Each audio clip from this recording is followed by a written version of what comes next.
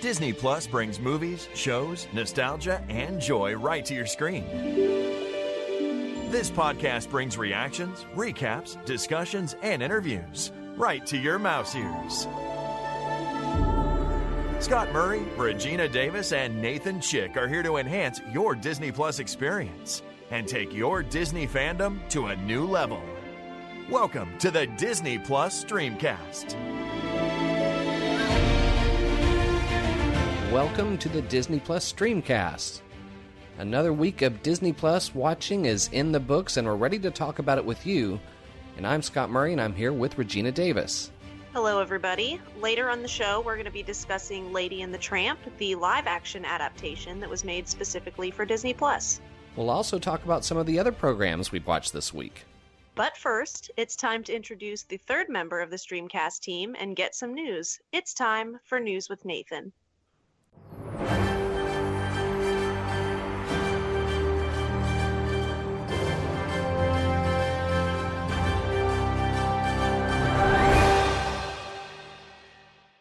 Hello, Newscateers. How are you doing?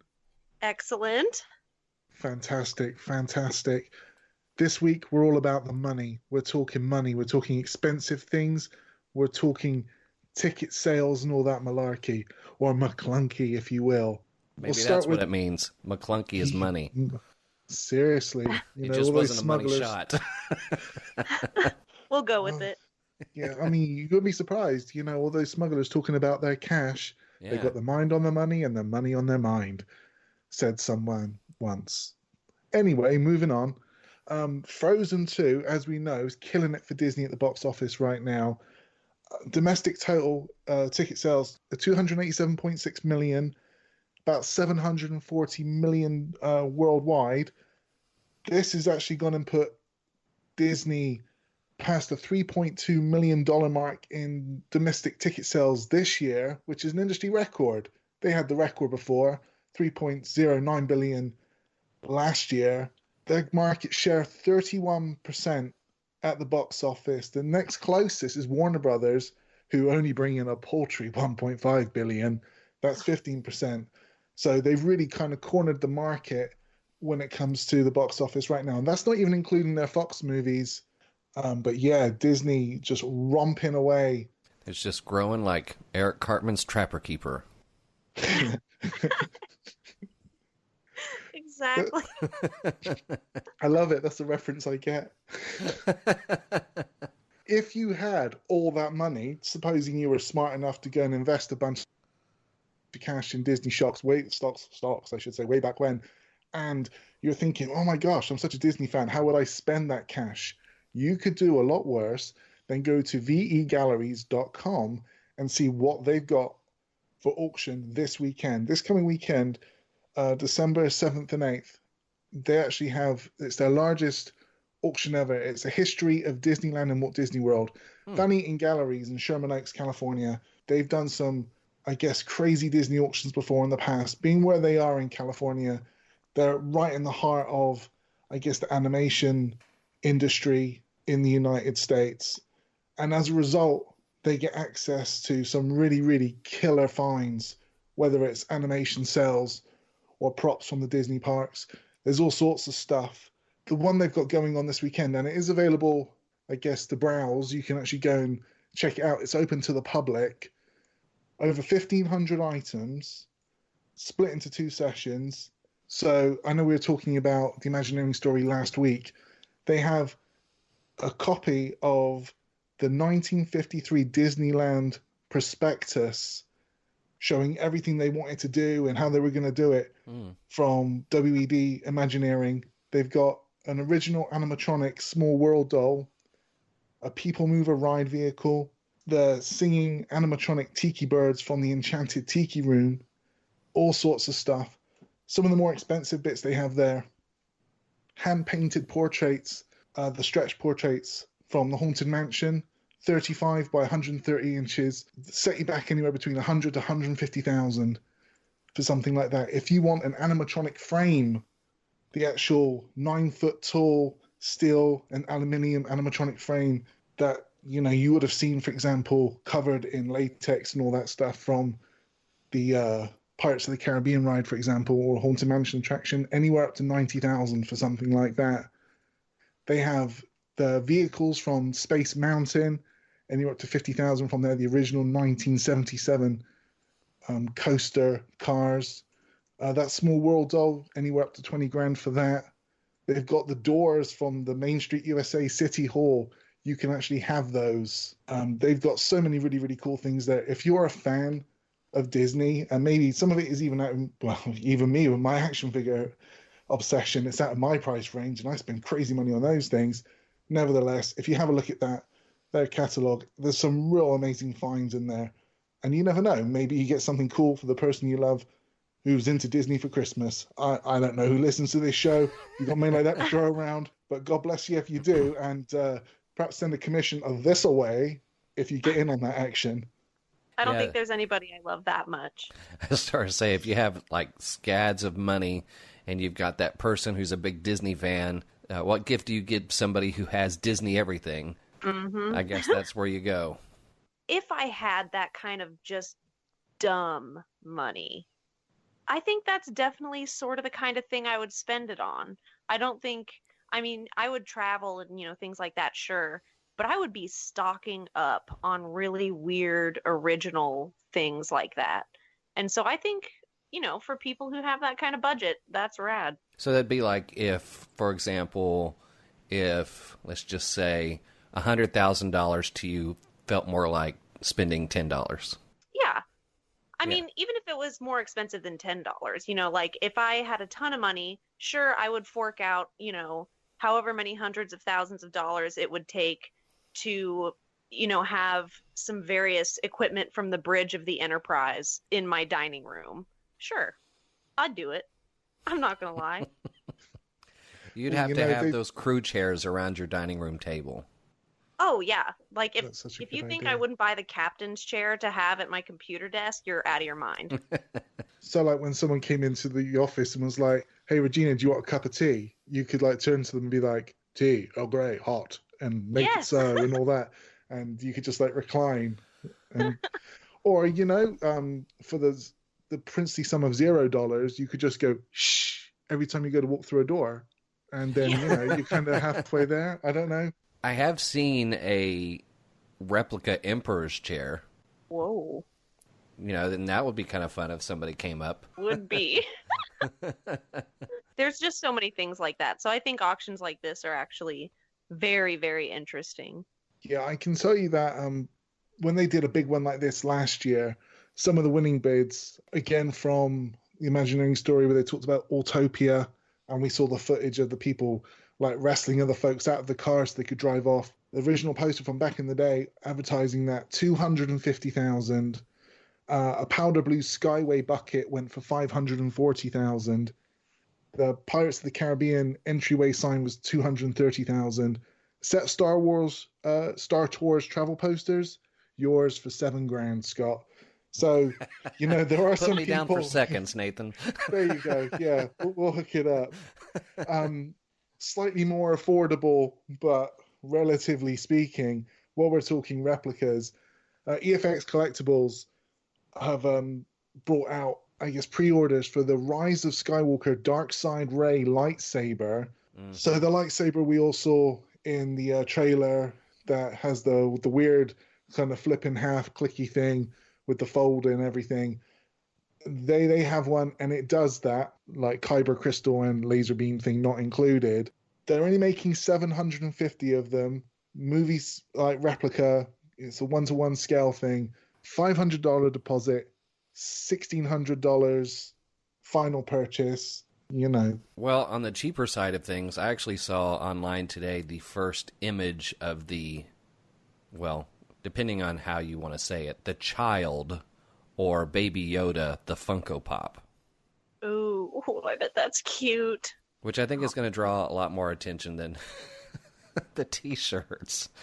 Oh my gosh, I shared this article on Mashable today, which I had to agree with, which basically was saying that the merchandise that's come out, most of it, with the child, Baby Yoda, on it, looked like something you would get straight out of Zazzle.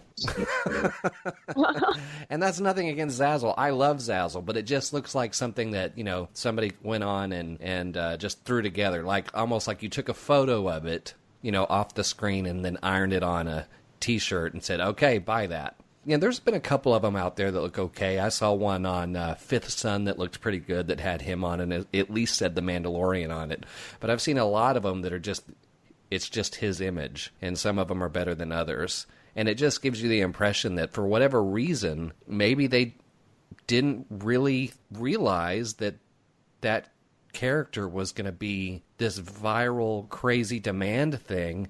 And because they want to get something out so fast, this is the best they can do. And I'm just sitting here thinking of all the merchandise with BB-8 on it, including the Sphero toy that they had lined up for The Force Awakens, but they didn't think this was going to catch on like that.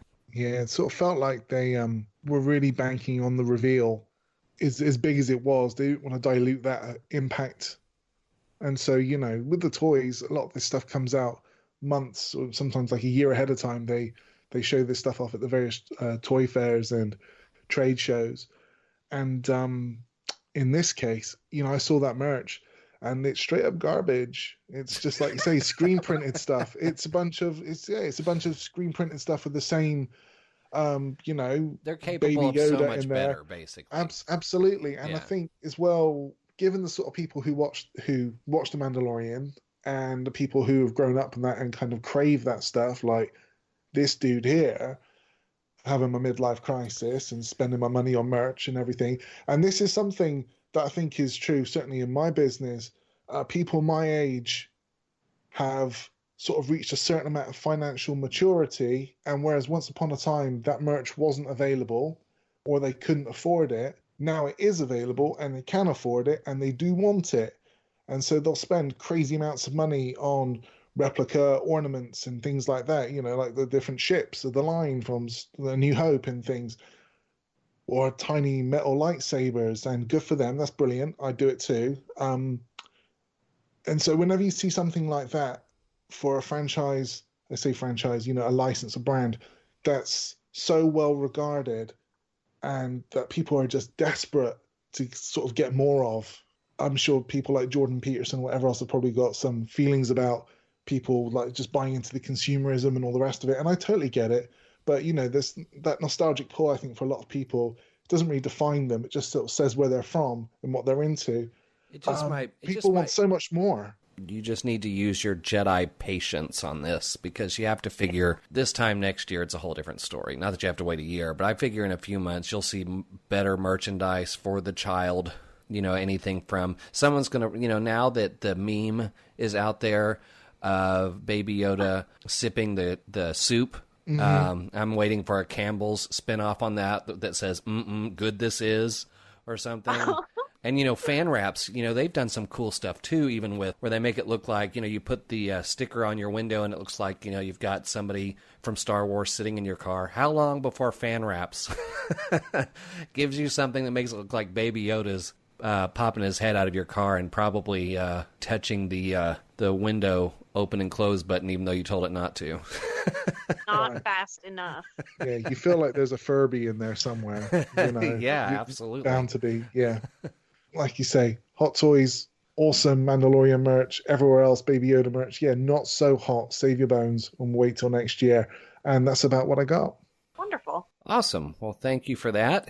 And we're going to move on to our discussions about Disney Plus programming, because we watched Lady and the Tramp and we're ready to discuss it with you. And I also want to find out what else Nathan and Regina have been watching this past week. That's next on the Disney Plus Streamcast.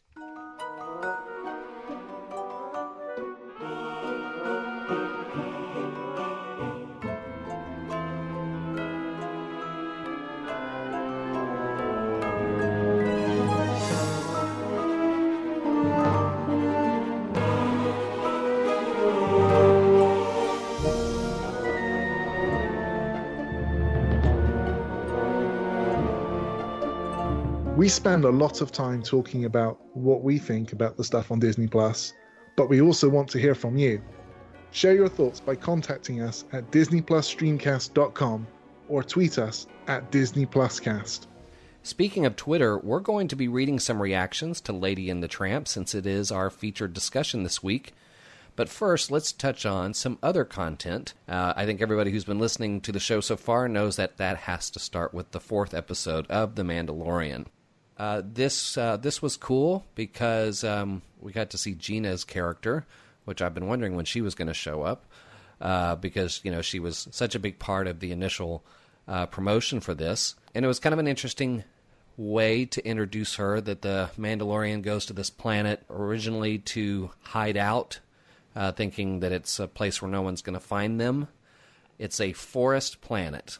Here's the one thing that kind of bugged me about this. So, apparently, her character fought for the rebellion, but it sounds like most of her work came after the Battle of Endor, and maybe that's the excuse. But it really threw me for a loop when they have to face one ATST. They're on a planet with lots of trees, like Endor, and she says there's nothing on this planet that can damage the legs on this thing. And I immediately thought of the Ewoks pulling a rope and having tons of logs roll in front of an ATST, which jacked up the legs and it fell to the ground. And then I thought of 2 Ewoks sitting in 2 trees, cutting logs coming from one end to the other and smashing the thing. So that was probably my only complaint about the show. It just felt weird knowing that, having watched Return of the Jedi a few times, and yet the way we're going to try to defeat this thing is getting it to step in a puddle. And it just it just felt weird, and did it ruin the show? No. I mean, it's still a good show. It just surprises me sometimes, even if you could make a logical argument, like, well, her character was after Endor. She might not have even known how they beat the Empire down there on Endor. But in this day and age, where you have nerds like me who go, nerds wait like a minute. us, sir. Nerds like us. Wait a minute. Endor. What do you mean there's nothing on that planet? If you're sitting on a sand planet, yes. But and that Jon Favreau, who I know is, grew up with these like I did, that he's not going to go, well, we can't have her say that because there are going to be nerds out there going, wait a minute. And maybe that's just not the story you want to tell because you don't have to please all the people all the time. But it was something that struck me kind of funny. I laughed out loud when he told the child not to touch anything. he just looked and just kept slowly reaching over there to touch something again. Star, stole the show in several different places as well. I thought it was an interesting story for this point in the season. I understand we had to have a reason for him to meet her. It's just interesting how, in the grand scheme of things, when you think of everything that's happening in the galaxy, everybody that's after him, I guess they just wanted to have kind of a breather before they start getting into the heavy stuff. Because we're about to get into the second half of the season, and we haven't even seen that scene with the Death Troopers yet. So I thought it was an interesting sidetrack to kind of where I thought we were going, but it was still entertaining. I thought it was pretty smart the way they did it, because it was almost as if they needed to sort of show the level of almost hopelessness in the situation. There's no chance that even if you go to this remote planet and go stay with these, sort of technologically technologically inept settlers, even there, you're not going to be safe. So I think they had to show the attempt and show that, they thought that maybe they could just sort of go hide out here and be happy. But then by the end of the episode, that sort of, the rug gets ripped out from under you. And so I think they just wanted to show us that. I also just really enjoyed that this was sort of like a Mandalorian episode of the A-Team. Yeah. I love this format. So that, this episode completely worked for me. I did not know that it was directed by Bryce Dallas Howard. Yeah. Until the very end, and I was just like, dang, she's got this, I think. I thought the fight that Mando and Cara had was really well done. Really, really good. And it was sort of cool to see her sort of street level perspective of the rebellion. I just really enjoyed the episode all around. Yeah, I'm a big fan of Gina Carano. Used to really like watching her fight back in the day with Elite XC and all that stuff. And I thought that Haywire movie she did, that Steven Soderbergh thing, was really, really cool. So I was excited to see her in it. I hope there's more of her in it because, I get the feeling that with, again, going back to the whole merch thing, a lot of the things they've sort of teased and shown us, I don't know that we're going to see all that stuff in later episodes. It might just be a one and done. I don't know. I just hope to see more of her because I thought she was really cool, even to the bit, as you said, with the fight, and they were like sparring off, and then it ends with like the blasters pulled at each other like something out of a John Woo movie. I really dug that. I really enjoyed, again, like you said, the A-team aspect of it. It kind of had that Clint Eastwood's, kind of had that Western thing, maybe like a little bit of Alan Ladd in Shane, the kind of, like Seven Samurai, I'm gonna come and I'm gonna help out your town, I'm gonna get some lodging, and then I'm gonna have to go bail or something. Again, had those real strong like Western like samurai vibes, and I really, really loved it for that. As a person who, say, Jedi and Empire were my movies growing up, so I know exactly what you said, Scott. Whenever you're like, wait, teddy bears with logs beat these walkers, we shouldn't be worried about the walkers necessarily. But we've already said before, it's a real quick watch, this show, and they don't sort of get bogged down in plot too much. They just kind of get on with it. And I do appreciate that it spends less time dwelling on, the little niceties and the little bits you could quibble over. And it's just, hey, you know what? This makes for a great episode, and we're just going to get out there and do it. I loved it. It was a really satisfying watch, and I was just, I want to say, edge of my seat, because I feel like these things were a little bit predictable. Baby Yoda notwithstanding, I was super, super into it. And then again, you got that whole Highway to Heaven bit at the end where it's like, well, there's another problem and now I've got to move on. And yeah, just a really, really great watch. The first episode they screened on Fox for Firefly, where it had like the train job. Yes. And it was just like a standalone, and you didn't have to watch any other. Well, you couldn't because they screened out of order, but it stood by itself and it really encapsulated the feel of the show. This is the one that I would show somebody who hadn't seen The Mandalorian or didn't know anything about Star Wars. Wouldn't worry about the build-up. I would show them this one and just get them kind of just jazzed about the character, the sort of the badassery, the stoic sort of feeling that he's got, that kind of like wandering through the galaxy by himself, kind of finding his friends where he can and then onwards. Just big fan of that one. Really, really enjoyed that episode. Very satisfying. That's a really good point.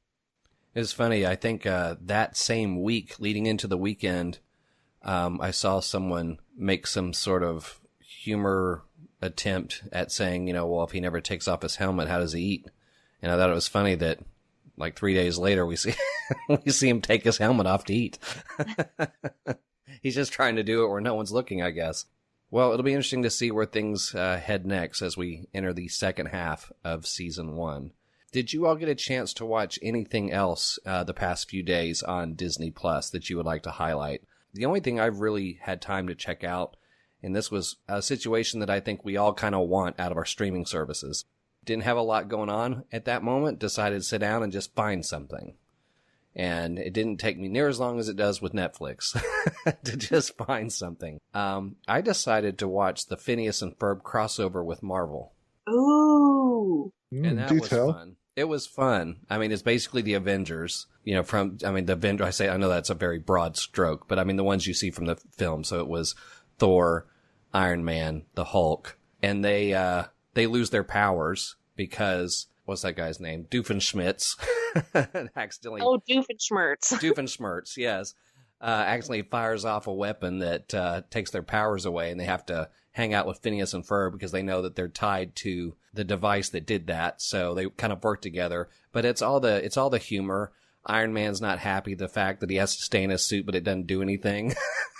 So, Thor can't pick up his hammer and all this other stuff. So, I mean, it's exactly what you would expect out of Phineas and Ferb. If you like that and you haven't seen the Marvel crossover, it's there as a standalone, and definitely check it out. I'm 100% going to check that out. I dove into a little bit of Aristocats. Somehow makes a bowl of milk on the floor seem really delicious.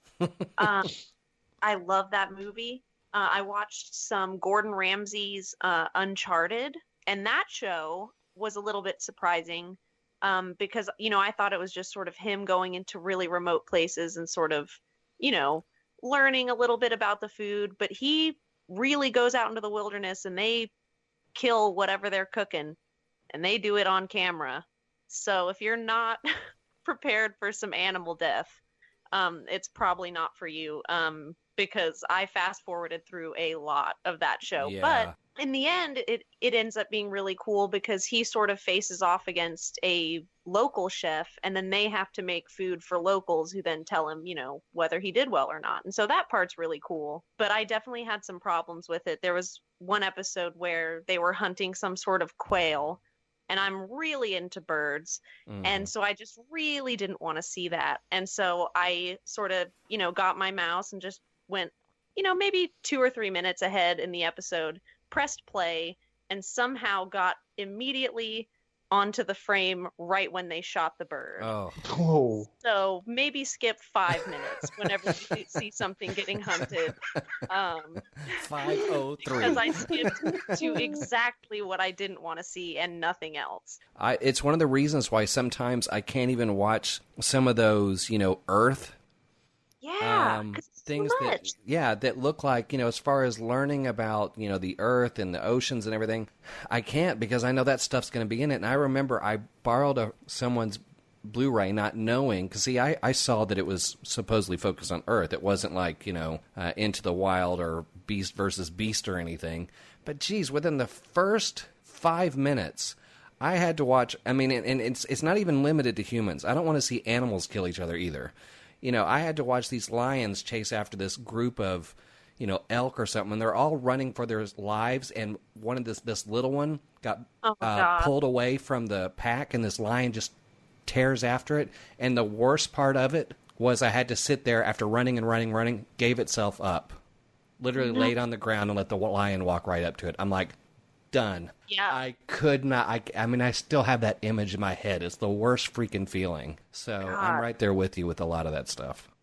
Yeah. I don't know, man. I mean, do you just feel like maybe you're a little soft with that, though? No. Because I mean, after watching the things. Muppets and watching like Miss Piggy like karate chop Kermit all that time, that Okay, Muppet on Nathan, Muppet abuse. The Muppets are not alive. but do you know that, sir? But do you I do watched know some that lions because I take watched out Miss Jim Piggy Henson and do it. And Frank Oz.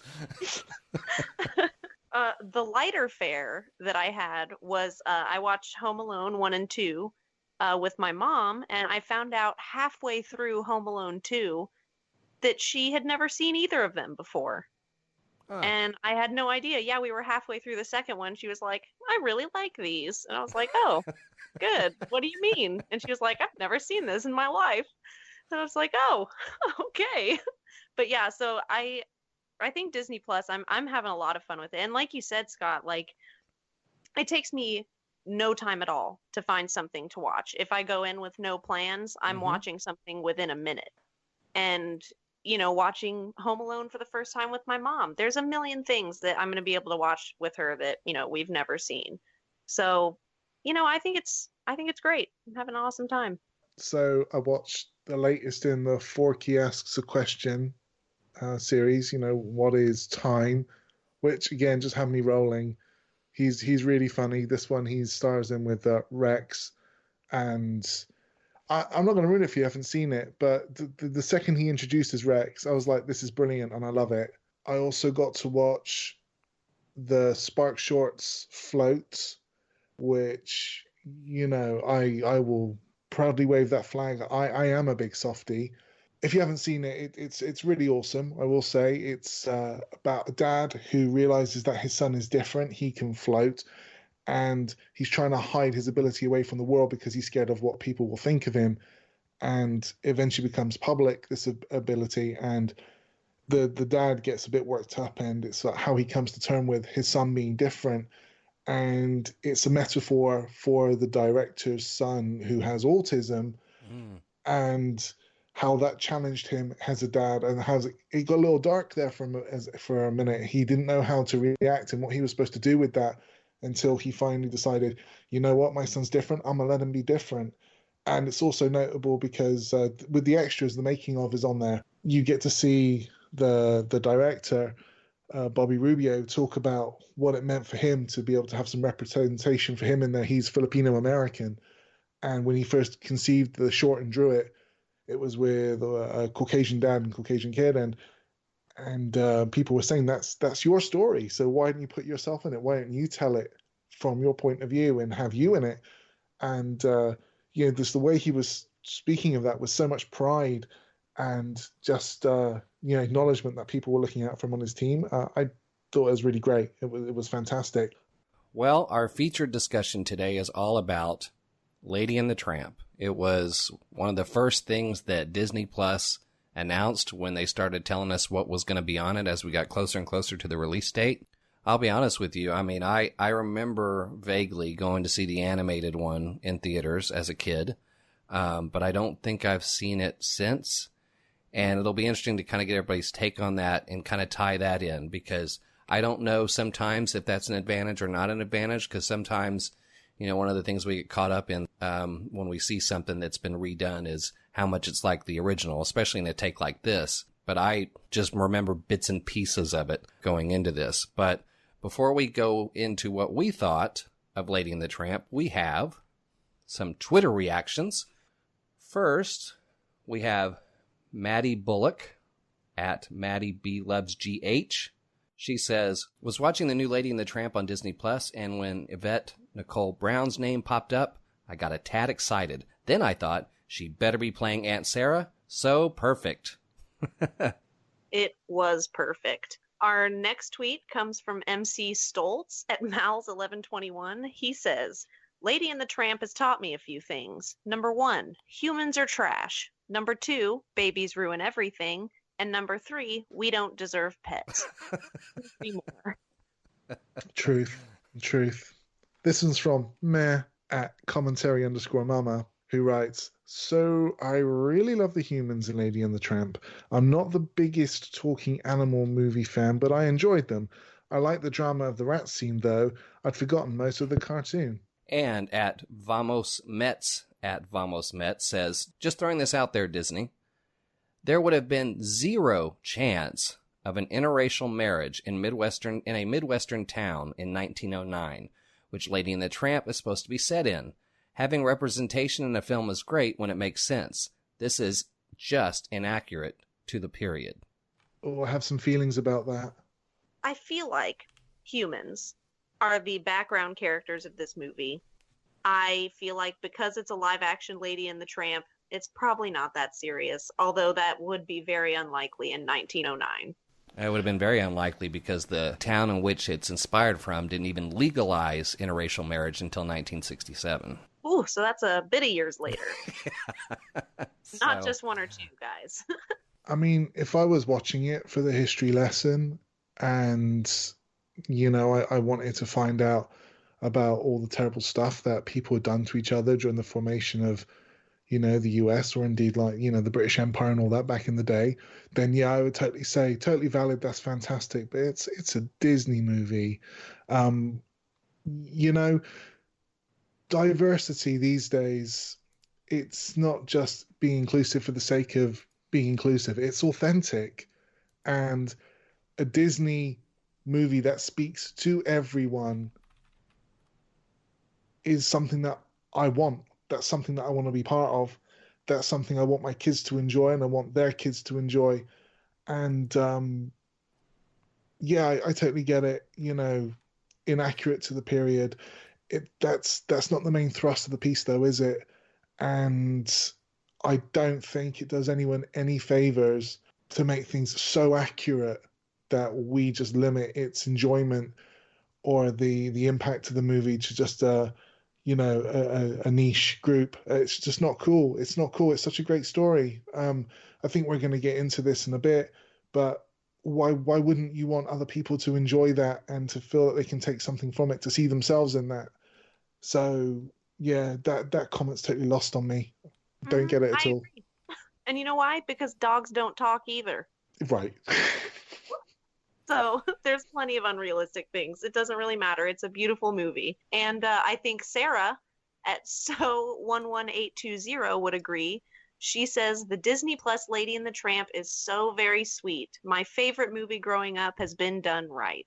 And that's the type of feedback that makes me really happy, because there's a lot of these things that are getting remade, and anytime it can be done well and people that really love it can watch the new version and really feel like the original has been done justice, I think that's really good.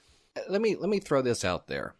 If you wanted to have the diversity for obvious reasons, there's actually a really interesting article who was actually pretty critical about that very thing on Polygon, but they were also tying it back to the balance and counterbalance to how, the original was done. And they talked about kind of glossing over, sugarcoating over some of the racial undertones of things of the past, but then overdoing it here by, changing things up that don't really fit the time period. So the only thing I thought of was, would it have made a difference? See, this is the type of thing people notice, and then they'll say things on Twitter or in an article like this because of the historical thing. But you decided to keep it in 1909. Would it have hurt the story at all to put it 80 years later? And that way, this doesn't come up. My thing is you could actually address this by modernizing it, because it takes liberties anyway. So to me, that's the way you fix it. Maybe it's not so much it didn't have to be diverse because of the time period. Maybe the better thing is, maybe it didn't need to take place in 1909. Maybe we could have modernized a little bit, so we could have had a more diverse cast for a more diverse time, town, country. Because I don't see how that story would have been hurt. Because sometimes you'll look at a movie or a show and go, oh, no, it has to take place during this time because it wouldn't be the same. But I mean, if this took place even in 1985, would it have hurt? I mean, other than, you might have had to get creative with the dog catcher. But, so you make it, you modernize that. They're not running around with a buggy. But, there are people that will come and pick up, animal control will come up and pick up dogs if they're running around. And depending on the city you live in, they can have really, really strict laws about dogs that are not tagged that are running around. I asked if they would have done that, would people have been as bothered about the time change as they are about the historical inaccuracy? I agree. Yeah, that's really thought-provoking, that, isn't it? Yeah, because I'm trying to think. I mean, you could still have the Italian restaurant. You could still have all the things about the baby coming and the adoption and the dogs working together. And they didn't really go anywhere where you look at the location and go, oh, remember when they had that? Not like when you watch Bill and Ted's Excellent Adventure and you go, remember malls? So, to me, that would have been the solution. I just wonder if they decided to do this, why, and you can take liberties like they have in all of these live action films, or most of them, from what I understand. That might have been the one to take. But we have one more Twitter response. Indeed. This is from Matt the Mexican, who says, the folks at #Disney are so good at telling stories that tug on the heartstrings. In the last 24 hours, I've watched #Dumbo live action, #Lady and the Tramp live action, and #Coco. Each one had me crying. I would never watch all of those movies back in one day, in the next, in 24-hour span. It's like punishing yourself. Yeah. Well, we've discussed some of the more controversial aspects of it, if you want to call it that, but we can now get into everything else about Lady and the Tramp. Overall, I thought this was, I will just say it's cute. It's good. It didn't really blow me away. I wasn't like, wow, but it was fun to watch. I mean, and that's, that's okay when you're watching something, at home on a night where you just want to watch a movie. I loved hearing Sam Elliott as a bloodhound. Yes. That was just spot on casting. Everybody was really good, I thought, in it. And yeah, boy, you hated the aunt. My gosh, you didn't like that woman after what she did. What did you guys think about the replacement song of We Are Siamese?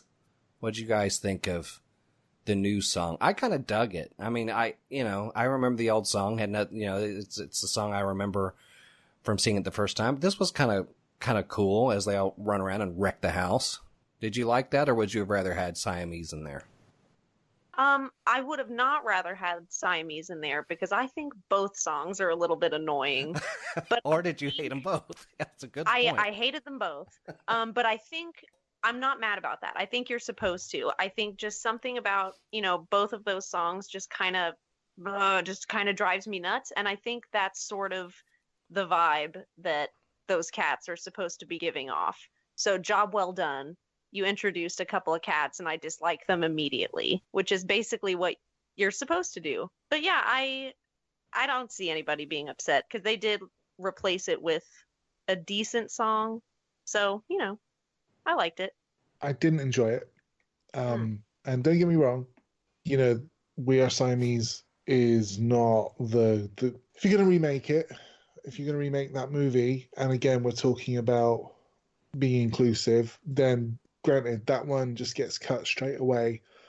But like it or not, it is an iconic Disney song. When people think Disney soundtracks and you grew up in that time, it has to at least be the same sort of earworm, or it has to compete for your attention. And it just didn't for me. And it was a Janelle Monáe song, and I like Janelle Monáe. I think she's great. Didn't enjoy that though, and it felt like the substitution didn't do it any favors. I'd rather they just excised it and just had the cats being jerks. Okay. But I feel like you would have had to have like a Let It Go style song, something that was an iconic one to top that. I mean, you're on on a loser to begin with. There's no way that was going to happen. So, yeah, I probably would have left it out. I didn't enjoy the new one at all. So, a little bit of context as I ask Regina something here. Regina was not necessarily really happy with us when we talked about this being the next thing we were going to watch because, and it kind of ties back to the discussion earlier about animals on screen. And, the concern of, you get so invested in them because you're attached to them in real life. And, every little thing can just trigger an emotional reaction. I totally understand this being a dog person. I'm one of those people that will look up ahead of time to see if the dog dies before I go see a movie. So, that's kind of where we both are. So I'm glad you got a chance to watch it, but I have to tell you, I was definitely wondering how you were handling it when Tramp told his story about his owners driving him out, throwing the ball, running back to the car, and leaving him. That's a tough scene to watch. I don't care who you are. And part of the reason is because people do this. You want to talk about things that people do in real life in modern times? People will just dump their dogs off somewhere. Just leave them in a field and drive off. And I think that was one of the reasons why that hit me so hard, is because it really makes you at least take a moment to maybe put yourself in that dog's head and heart, which I don't understand how anybody can't when you're leaving them somewhere. And I just hope that, that kind of shines the light on that a little bit, because there's so many places you can take a dog. It's going to be hard for them to see you leave no matter where it is. But if they have a chance to go to a new home, it's a heck of a lot better than being left in an alley or a field or wherever. And I was wondering about you during that scene, because no matter what your level of animal impact is when you watch these things, even fictional, that had to hit you in some form. And I was wondering how you were navigating that scene. I did not navigate it very well. I was watching it with both of my dogs in bed with me. And so not only was I thinking of it from his perspective, but also their perspective. And I don't want to say heaving sobs, but it was pretty bad. Because I mean, the way they depicted it, it was really well done, like upsettingly so. And oh man, and like you said, the fact that it's real and that people really do that, it almost seems like people go out of their way to just make the wrong decision. Yeah, it brutalized me pretty much. And then I cried 3 or 4 more times. So thank you for this one, guys. I really loved it. Let's definitely do it again. God, I told you this would happen. I mean, even when they just sort of, the euthanasia implication that they gave in the scene with the pound, when when all the dogs were like, he's going through the one-way door, lost it. Like, are you kidding me? As soon as he starts leading that cute little, yeah. So it wrecked me a few times. We just talked about the replacement song, but one song they didn't replace is the song, of course, that they sing when Lady and the Tramp are enjoying their spaghetti. But this version has F. Murray Abraham singing it.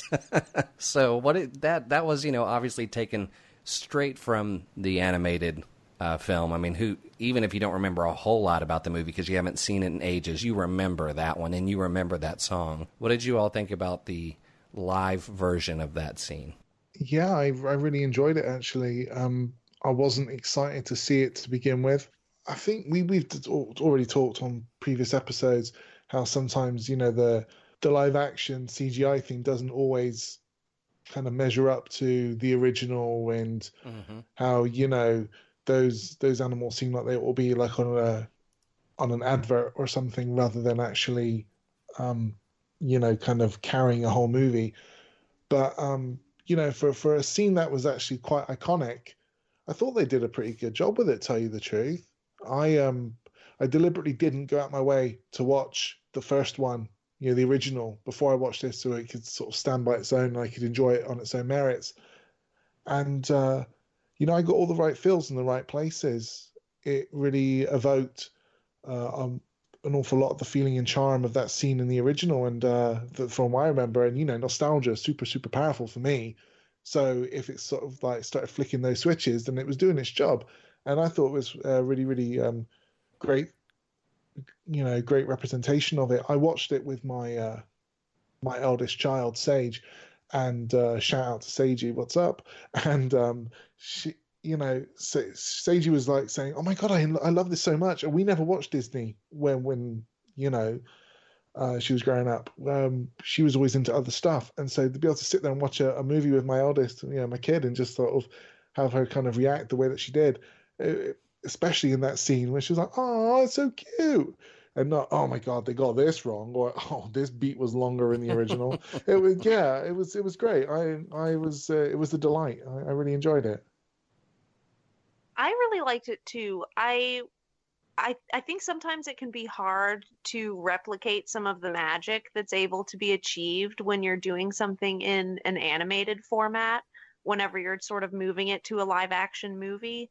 But they were able to really capture the tone and the feeling, and, like Nathan said, the nostalgia of that scene, and recreate it in a different way, but where it sort of transferred the exact message that was sent before. Yeah, I thought it was really well done. And on top of it all, after some of the not so wonderful things human beings were doing to dogs in the movie up to that point, it was nice to see these two guys go out of their way to give these dogs a special evening, even complete with music. I thought it was a really sweet scene. And yeah, I mean, everything from sharing the spaghetti noodle to nudging the meatball over straight from the animated film was really cool how they did it. Because, yeah, they could have mailed that in and said, the two of them sitting there with the spaghetti in front of them and eating it is enough. I mean, that it'd been interesting to know kind of behind the scenes, what the approach was and how they decided to tackle that to bring that to life. Any other observations? Anything else stand out to you about the film? I really enjoyed all of the other the supporting cast dogs. The bulldog that was in the back of the dog catcher's carriage, when he looked at the Tramp whenever he was playing sick and said, "Just make yourself throw up. You'll feel so much better when you eat it." Yeah, the casting on it was actually pretty superb. I didn't realize, shamefully for me, being the news bloke, I should have been up on that, but just how many names were in it. And so, to hear like Ashley Jensen, I loved her in Extras. She was great. And to hear her in that was fantastic. Again, Janelle Monáe, big fan. Ken Jeong, being a doctor again, like a little typecast there, but again, just his lines just so perfect and deadpan when he was coming out after having just delivered as a little Lulu. Yep. Just funny, just funny man. I was really surprised how much I really dug it. It's definitely greater than the sum of its parts. You knew that there was going to be some money behind it. You knew that there was going to be a bit of star power, but apparently not as much as I thought there was going to be. And that it's a top flight property that Disney were really going to sort of try and strike a home run with. Maybe expectations slightly muted. Just expect to be like, but no, it was really good. I was shocked how much I enjoyed it. I definitely recommend it. Regina's talking about the bulldog. Benedict Wong was the voice of the bulldog. Yeah. who plays Wong in Doctor Strange and the Avengers. So that's kind of cool. And I saw that, Clancy Brown had a quick cameo too as the guy that was getting everybody on board the little steamboat. It was almost like a Muppet movie in the sense where you had these celebrity cameos that you had to kind of pay close attention to when they pop up. I also laughed out loud a lot with the little dog that was constantly getting put in costumes. Jock. Yeah, Jock. Yeah, and she was totally into it. Most dogs you always just think, are going to be, oh, God, they're putting clothes on me again. But no, this one was totally into it. And Jen and I were both laughing, especially at that moment where she's out there talking. And then here comes her owner out with the little gesture hat. Sure, telling her to go, gotta go. That had me laughing. Regina, did you like the movie overall? I did. I actually really did. I was definitely worried that it was going to be a lot sadder than I expected, just because everything seems harder to take in live action sometimes. But it was lighthearted enough, and it was all just very, very cute and very sweet, and their little family was just really adorable. And there was enough uplifting stuff in it that I wasn't soul crushed by the things that were sad. So I thought it was a very, very good balance. All right. Well, next week, we're going to discuss the Spider-Woman animated series, and we will have a special guest as well. We are very excited to announce that the voice of Spider-Woman herself, Joan Van Ark, will be on the show. And you don't want to miss that. In the meantime, connect with us online at DisneyPlusStreamcast.com or on Twitter at DisneyPlusCast. If you're listening on a podcast platform that lets you leave a review, please let people know what you think of the show. Well, thanks for listening today. We'll be back next week with another episode of the Disney Plus Streamcast. Bye, guys. Bye, everyone.